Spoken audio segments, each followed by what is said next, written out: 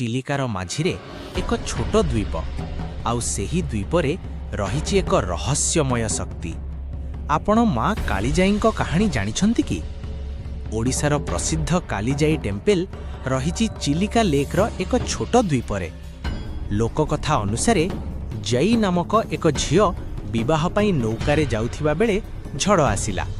ନୌକା ଡୁବିଗଲା ଏବଂ ସେ ମୃତ୍ୟୁବରଣ କଲେ। ପରେ ଲୋକମାନେ ବିଶ୍ୱାସ କଲେ ଯେ ସେ ଦେବୀ ରୂପରେ ପ୍ରକାଶିତ ହେଲେ। ତାଙ୍କ ନାଁ ହେଲା କାଲି ଯୁକ୍ତ ଜୟୀ = କାଳିଜାଇ।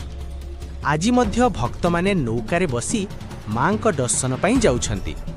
ମକର ସଂକ୍ରାନ୍ତି ସମୟରେ ଏଇଠି ବଡ଼ ମେଳା ଲାଗେ। ଭକ୍ତମାନେ କହନ୍ତି, ସଚ୍ଚା ମନରେ ଡାକିଲେ ମା ନିଶ୍ଚୟ ଶୁଣନ୍ତି।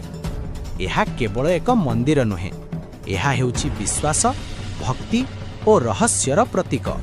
ଯେବେ ଆପଣ ଚିଲିକାକୁ ଯିବେ, ନୌକାରୁ ସେହି ଦ୍ୱୀପକୁ ଦେଖି ଏକଥା ନିଶ୍ଚୟ ଭାବିବେ, ଏହା କେବଳ କାହାଣୀ ନା ସତ୍ୟର ଅଦ୍ଭୁତ ପ୍ରମାଣ। ଆଜି ମଧ୍ୟ ଭକ୍ତମାନେ ନୌକାରେ ବସି ମାଙ୍କ ଦର୍ଶନ ପାଇଁ ଯାଉଛନ୍ତି।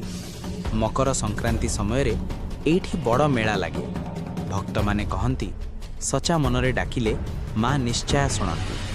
ଏହା କେବଳ ଏକ ମନ୍ଦିର ନୁହେଁ, ଏହା ବିଶ୍ୱାସ, ଭକ୍ତି ଓ ରହସ୍ୟର ପ୍ରତୀକ।